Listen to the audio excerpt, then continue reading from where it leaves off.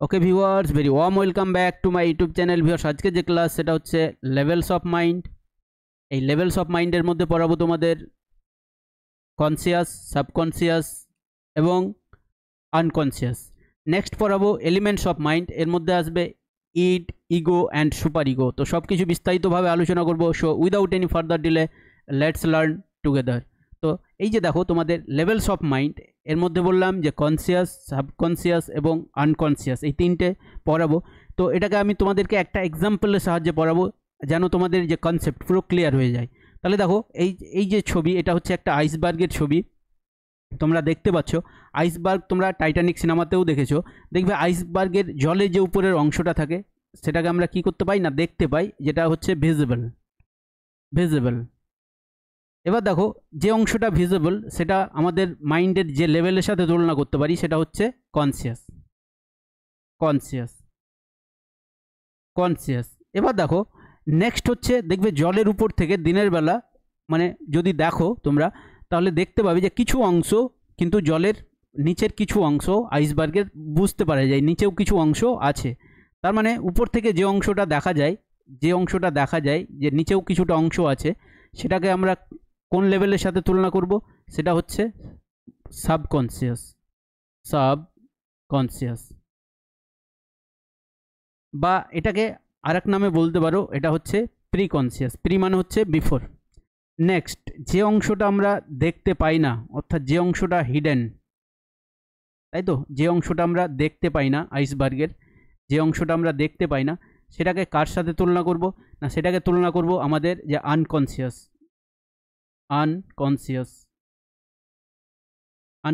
মাইন্ডের সাথে, তাই তো। এবার দেখো একটা একটা করে আমরা এবার ডিটেলসে আলোচনা করি। দেখো তাহলে সাবকনসিয়াস মাইন্ড হচ্ছে তোমার মানে লেভেল অফ মাইন্ডের যদি ফার্স্ট বলি, ফার্স্ট লেভেল হচ্ছে কনসিয়াস। এই কনসিয়াস হচ্ছে কি না, এমন লেভেল মানে মাইন্ডের এমন একটা লেভেল যেটা সম্পর্কে আমরা কি থাকি না, অ্যাওয়ারনেস থাকে আমাদের মধ্যে, অ্যাওয়ারনেস থাকে মানে যেটা সম্পর্কে আমরা অবগত, আমি কি করছি এটা সম্পর্কে আমি অবগত। ধরো আমি এখন কি করছি, আমি এখন রেকর্ডিং করছি, ক্লাস রেকর্ডিং করছি, তো এটা সম্পর্কে আমার অ্যাওয়ারনেস আছে যে আমি কি করছি। ধরো তুমি এখন ভিডিওটা দেখছো, তার মানে কি তোমার অ্যাওয়ারনেস আছে। তো এটাকেই আমরা কি বলবো না, কনসিয়াস, তাই তো। তো তাহলে কনসিয়াস মানে বুঝতে পারলে যেটা সম্পর্কে আমাদের কি আছে না, আমরা অবগত, যেটা সম্পর্কে আমাদের অ্যাওয়ারনেস, চেতনা আছে, সেটাকেই আমরা বলবো কনসিয়াস। এবার দেখো নেক্সট হচ্ছে সাবকনসিয়াস। এবার দেখো এই সাবকনসিয়াস তোমরা শুনে হবে, সাবকনসিয়াস মাইন্ড, বা এটাকে আমরা বলতে পারি প্রি মানে হচ্ছে বিফোর, তার মানে প্রি কনসিয়াসও বলতে পারি, মানে কনসিয়াসের ঠিক আগে। এটা হচ্ছে যেটা সম্পর্কে আমাদের অ্যাওয়ারনেস নেই, মানে যেটা সম্পর্কে আমরা ভাবছি না এখন, যেটা সম্পর্কে আমরা কোনো কিছু ভাবছি না, কিন্তু কেউ যদি আমাদেরকে জিজ্ঞেস করে আমি তৎক্ষণাৎ তার আনসারটা দিয়ে দিতে পারবো। এক্সাম্পল যদি বলি যে আমার মায়ের নাম কেউ জিজ্ঞেস করছে, আনসারটা আমি কি করতে পারবো না, তৎক্ষণাৎ আমার মায়ের নাম বলে দিতে পারবো। সেটার জন্য আমাকে কোনো কি করতে হবে না, কোনো আমার মানে বলতে পারো যে তৎক্ষণাৎ, সেটার জন্য আমার আগে থেকে ভাবতে হবে না, মানে আগে থেকেই আমাকে প্রিপেয়ার, মানে বলতে পারো যে কোনো প্রিপারেশন রাখতে হবে না যে কেউ যদি আমার মায়ের নাম জিজ্ঞেস করে তাহলে আমি মায়ের নামটা সবসময় আমি কি করব না, আমার কি করব অ্যাওয়ারনেসের মধ্যে রাখবো, এরকম কোনো ব্যাপার না। আমার মায়ের নাম যখনই আমাকে কেউ জিজ্ঞেস করবে আমি সাথে সাথে তৎক্ষণাৎ আনসার দিয়ে দিতে পারবো, বা তোমার মোবাইল নাম্বার কেউ যদি জিজ্ঞেস করে তুমি তৎক্ষণাৎ বলে দিতে পারবে। তো এটা হচ্ছে কি তোমার সাবকনসিয়াস মাইন্ড। এবার নেক্সট হচ্ছে বললাম যে আইসবার্গের সেই অংশ, যে অংশটা থাকে কি বললাম যে হিডেন, মানে যেটা আমরা কি করতে পাই না না দেখতে পাই না, সেটাকে আমরা বলবো আনকনসিয়াস। তার মানে বুঝতে পারছো আনকনসিয়াসটা হচ্ছে মাইন্ডের এমন একটা লেভেল যেটাকে কি করি আমরা সাপ্রেসড করে রাখি, দমিয়ে রাখি, যেটাকে আমরা কি করি না কাউকে জানতে দিই না, যেটাকে আমরা প্রকাশ করি না, সেটাকে আমরা কি বলছি আনকনসিয়াস। কেন প্রকাশ করি না না, আমরা ভাবি যে এই যে আমাদের বলতে পারো ভাবনাগুলো, এগুলো যদি আমরা প্রকাশ করি তো এগুলো হচ্ছে সোশ্যালি আনঅ্যাকসেপ্টেবল, এটা হচ্ছে আমার জন্য থ্রেটেন। সেগুলো আমরা কি করব, সেগুলো যেহেতু এগুলো তোমার জন্য হতে পারে যে বিপদ আনতে পারে, বা তোমার জন্য কি বললাম যে সোশ্যালি আনঅ্যাকসেপ্টেবল বললাম, তাই তো, অসামাজিক হতে পারে এগুলো। তো সেই জন্য তুমি কি করো না, এগুলোকে সাপ্রেসড করে রাখো, এগুলোকে দমিয়ে রাখো। যেরকম তোমার সেক্সুয়াল ডিজায়ার, তুমি কি করো না, তুমি কারোর সামনে কিন্তু প্রকাশ করো না। তো এগুলো কি তোমার আনকনসিয়াস, তাই তো, যেগুলোকে তুমি কি করো না দমিয়ে রাখো। তাহলে এই যে তিনটা লেভেল মাইন্ডের, একটা বললাম কনসিয়াস, একটা বললাম সাবকনসিয়াস, আর একটা বললাম আনকনসিয়াস। নেক্সট হচ্ছে elements of mind. Elements of mind. এবার দেখো এলিমেন্টস অফ মাইন্ডের মধ্যে ফার্স্ট যেটা পড়বো সেটা হচ্ছে ইড। এবার দেখো ইড কিসের উপর কাজ করে না প্লেজার প্রিন্সিপালের উপর কাজ করে। প্লেজার প্রিন্সিপাল এটা কি না এটা বাচ্চাদের স্বভাব বলতে পারো, এটা বাচ্চাদের স্বভাব। প্লেজার প্রিন্সিপালের ইড মানে হচ্ছে একদম কি না প্লেজার প্রিন্সিপাল মানে বলতে পারো যে আনন্দ। সব সময় কি চাই ওরা ইমিডিয়েট গ্র্যাটিফিকেশন, মানে যখনই ধরো ওদের কি হলো ইচ্ছা হলো যেন সাথে সাথেই কি হয় না ওর ইচ্ছা পূরণ হয়ে যায়। এটাই হচ্ছে কি ইড, মানে তোমার যখনই যেটা ইচ্ছা হবে সেটা যেন কি হয় না ইমিডিয়েটলি একদম তৎক্ষণাৎ যেন সেই ইচ্ছাটা পূরণ হয়ে যায়। যেরকম ধরো একটা বাচ্চা 3 থেকে 4 মাসের বাচ্চা ধরো ওর খিদে পেয়েছে, তো কি হয় না ওর খিদে পেলেই ও কান্না করতে শুরু করে, মানে ওর তৎক্ষণাৎ কি চাই ওর মানে ওর যে গ্র্যাটিফিকেশন বা ওর যে নিড সেটা যেন তৎক্ষণাৎলি ওটা পূরণ করা যায়। কেন একটা বড় মানুষ যদি ধরো একটা যদি অ্যাডাল্ট হয় তাহলে কি হয় খিদে পেলে হ্যাঁ খাচ্ছি মানে খাবার তো একটু হয়নি এখনও একটু পর পেয়ে যাব এরকম ভাবনা আছে। তার মানে ইড হচ্ছে কি মানে ইড বললাম প্লেজার প্রিন্সিপাল, এটা হচ্ছে বাচ্চা মানে বলতে পারো যে বাচ্চাদের স্বভাব। তার মানে কি হয় না এখানে তোমার যে ইচ্ছা সাথে সাথে যেন পূরণ হয়ে যায়। মানে একটা বাচ্চা ধরো খিদে পেয়েছে বললাম যে ছোট বাচ্চা, তার মানে কি মায়ের দুধ চাই, সাথে সাথে ওর মায়ের দুধ চাই। যদি না পাই তাহলে কী করবে দেখবে জোরে জোরে কান্না করতে লাগবে। তার মানে ইড হচ্ছে কি না তোমার ইমিডিয়েট গ্র্যাটিফিকেশন চাই, এটা প্লেজার প্রিন্সিপালের উপর কাজ করে। তার মানে ওর যখন ইচ্ছা হবে তখনই যেন পূরণ হয়ে যায়।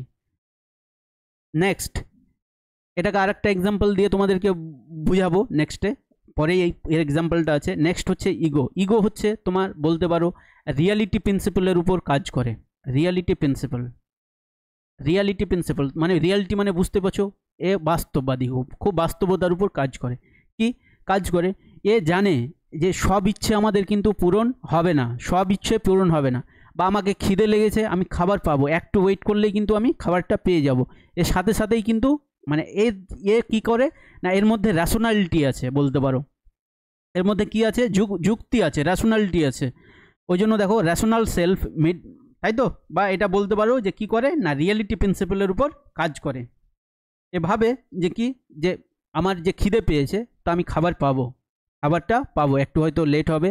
দেখবে বাচ্চাদের যদি 3 থেকে 4 বছর বাচ্চা হয়, বাবু একটু থামো তোমাকে খাবারটা দিচ্ছি, তাহলে তার মানে কি ওর ওই যে তোমার কি করে যে মানে মাইন্ডের যে অংশটা তোমাকে কি করে না এই যে পেশেন্ট রাখার চেষ্টা করে সেটা হচ্ছে কি তোমার ইগো তোমাকে বলে যে হ্যাঁ খাবারটা পাবো, একটু পেশেন্ট রাখলেই আমি খাবারটা পাবো। নেক্সট হচ্ছে তোমার সুপার ইগো। এই সুপার ইগো হচ্ছে তোমার কিসের উপর কাজ করে পুরোপুরি মোরালিটির উপর, যেটাকে আমরা বাংলাতে বলি নৈতিকতার উপর। তোমার পুরো নৈতিকতার উপর, মানে নৈতিকতা মানে হচ্ছে কোনটা ঠিক অর্থাৎ কোনটা রং আর কোনটা হচ্ছে রাইট রঙের উপর বেস করে। এবার দেখো এবার কি করে, এবার তোমাদের বললাম যে দুটোর উপর কি করে ইড হচ্ছে যে সাথে সাথে সব কিছু কী করতে চাই না তোমার যে প্লেজার সেটা যেন ওর যে নিড সেটা যেন পূরণ করতে পারে। এবার সুপার ইগো কী হচ্ছে যে নৈতিকতার উপর কাজ করে। এবার দেখো এরা যেহেতু দুটো হচ্ছে একদম পুরো অপোজিট, এজন্য কি করা হয় না ইড এবং সুপার ইগোর মধ্যে কি করে না যে ইগো সেটা কি করে মিডিয়েটার হিসাবে কাজ করে। মানে ইগো ইডকে বলে যে সব কিছুই চাইলেই পাওয়া যায় না, ঠিক আছে, সব কিছু চাইলেই পাওয়া যায় না, বা যা কিছু চাইছো তার জন্য পেশেন্সের দরকার।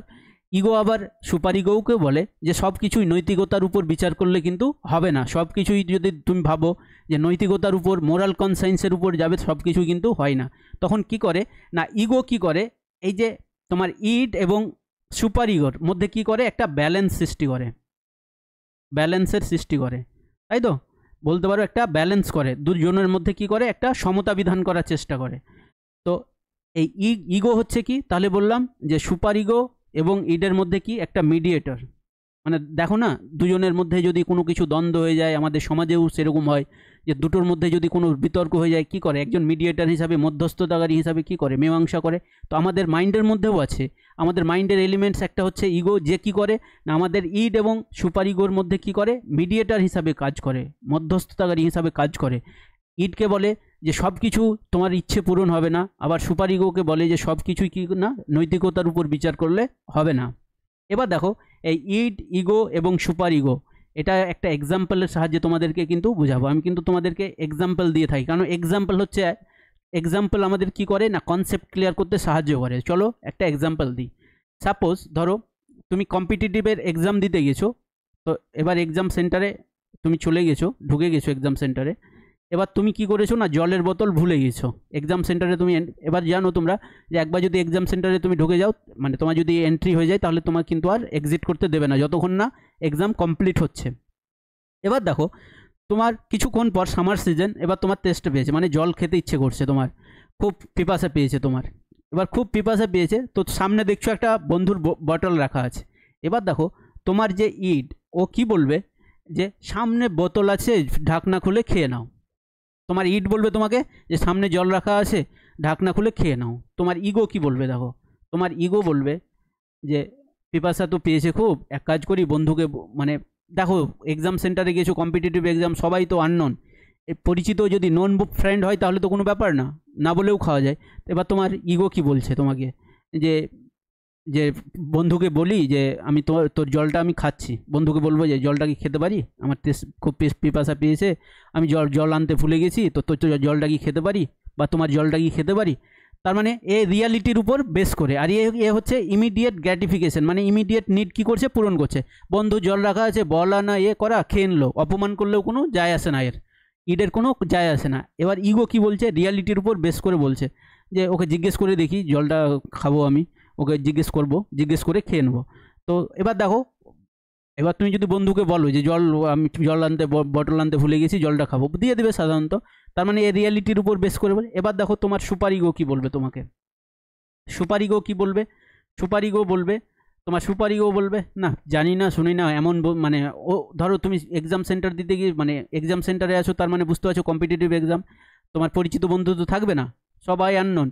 এবার তোমার এবার দেখো সুপার ইগো, তার মানে মোরালিটির উপর কী করে, তোমার সুপার ইগো মোরালিটির উপর বেস করে বলবে তোমাকে যে জানি না একে কোথা থেকে এসছে না এসছে, কেন আমি বলতে যাবো একটা আননোন ছেলেকে, একটু কষ্ট করে নেবো, মানে 1 ঘন্টা তো পরীক্ষা, অর্থাৎ 1 আওয়ারের তো এক্সাম, তাই না, 1 আওয়ারের এক্সাম, আমি ওকে বলতে কেন যাবো, ছোটো কেন হতে যাবো, 1 আওয়ারের এক্সাম, একটু কষ্ট করে নেবো, বাইরে গিয়ে জল কিনে খেয়ে নেবো, বিসলারি নেবো, খেয়ে নেবো। তার মানে বুঝতেই পারছো যে ইট বলছে যে ঢাকনা খুললো আর খেয়ে নাও, তোমার ইগো বলছে যে জিজ্ঞেস করে খাও, তোমার সুপার ইগো বলছে না চিনি না জানি না, আমি ও কারোর কাছে ছোটো হতে পারবো না, আমি 1 ঘন্টা কষ্ট করে নেবো, আমি খেয়ে নেবো। আরেকটা এক্সাম্পল দিচ্ছি যে যার সাহায্যে তোমাদের আরও ক্ল্যারিটি চলে আসবে। সাপোজ তোমরা কোথায় গেছো না, রেস্টুরেন্টে গেছো, তাই তো, রেস্টুরেন্টে গিয়েছো। এবার রেস্টুরেন্টে গেলে খাওয়া দাওয়া করলে, খাওয়া দাওয়ার পর যখন অনেক দূর রাস্তা চলে এসছো, এবার হিসাব করছো, দেখছো যে রেস্টুরেন্টের যে বিলে ভুল হয়ে গেছে তোমাদের। এখন তো বললাম যে এখন যদি দেখি তাহলে সব কিছু ডিজিটাল বিল, কিন্তু ধরো এমন রেস্টুরেন্টে গেছো যেখানে কি হচ্ছে না মাইন্ড ক্যালকুলেশন হয়, যেখানে কি করা হয় না কাউন্ট করে ক্যালকুলেশন করা হয়। এবার দেখো, এবার সাম আপ করতে বা অ্যাড করতে কি হয়েছে না ভুল হয়ে গেছে। এবার কি করছে, তোমরা অনেক দূর চলে এসছো, এসে দেখছো যে কি হয়েছে না দোকানদার 50 টাকা ভুল করে দিয়েছে, তোমরা একটা খাবার বলনি, ওটা যোগ করতে ভুলে গিয়েছে। এবার তোমার ইড কি বলবে, ভুলেছে ভালোই হয়েছে, আর কি হয়েছে, আর দেবো না, ঠিক আছে, ভুলে গেছে আর দেবো না। তোমার ইগো কি বলবে তোমাকে, তোমার ইগো কি বলবে, আর সুপার ইগো কি বলবে। এবার তোমার সুপার ইগো কি বলবে দেখো, তোমার যে সুপার ইগো সে বলবে না কারো খাওয়া ঠিক হবে না, ঠিক আছে, কারো টাকা মেরে খাওয়া ঠিক হবে না, কি করব, এখনই যাব, এখনই দোকানদারকে গিয়ে টাকা দিয়ে চলে আসব, তাই তো। এটা তোমার কে বলবে, সুপার ইগো। আবার তোমার ইড কি বলবে, যে খেয়েছি ভুলে গেছে, ভুল হয়ে গেছে, আর বলার দরকার নেই, তোমার ইড বলবে, তাই তো। তোমার সুপার ইগো কী বলবে, যে না কারো মেরে খাওয়া ঠিক না, ঠিক আছে, 50 টাকা ভুল হয়ে গেছে, আমি দোকানে গিয়ে দিয়ে আসবো, এক্ষুনি দিয়ে আসবো। এবার কি করবে না, এবার আসবে তোমার ইগো, যে কি করবে না দুজনের মধ্যে মিডিয়েটার হিসাবে কাজ করবে। এ সুপার ইগোকে বলবে ঠিক আছে মেরে খাওয়া ঠিক না, তা বলে এক্ষুনি যেতে পারা যাবে না, কারণ অনেক দূর চলে এসেছি, এরপরে তো আবার যাবো ওই রেস্টুরেন্ট কোনো দিন, বা ওই জায়গা দিয়ে যাব, তো গিয়ে আবার বলে দিব যে 50 টাকা, আগের দিন 50 টাকা ভুল হয়ে গেছে, ওটা কি করেন না ওটাকে এই যে 50 টাকা আপনি নিয়ে নেন। এবার যে ইড আছে ওকে বলবে ঠিক আছে, যে ভুলে মানে সব কিছুই কী করতে হয় না, সব কিছুই কী করতে হয় না তোমার, যে ভুলে যেতে হয় না, কোনো জায়গায় যদি ভুল হয়ে যায় সেটাকে কি করতে হয় না অ্যাকসেপ্ট করতে হয়।